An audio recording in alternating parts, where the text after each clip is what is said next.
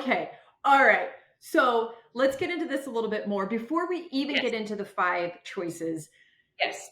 at least the 5 critical choices that I made, I want to get your insight on these. I know that we each have our own definition of success, and you and I are both very success driven. When we talk about creating enduring success, what does that mean to Lex?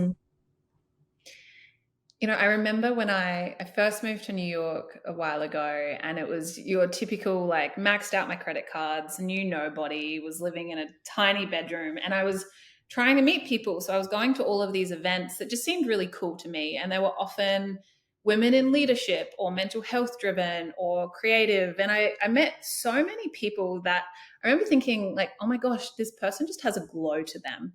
Like, what is that? And how do I get that? And I kept meeting these people and hearing more about what they did.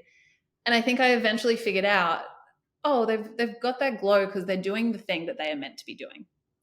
You know, when you meet someone and they just so clearly are aligned in their purpose, and the things that they do every day are just like, oh, that is you. That's what you're meant to be doing. Kind of like you. I feel that way about you.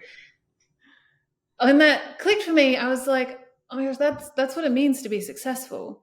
You know, it's not a metric or a amount or number of followers or any of that. It's just, am I doing the thing that lights me up and is ultimately aligned with my purpose? And I think that's what enduring success is.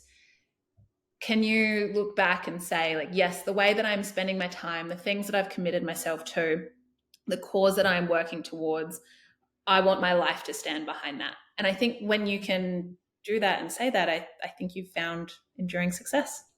Love it. Thank you. Thank you for joining me for our Choose and Become interview series.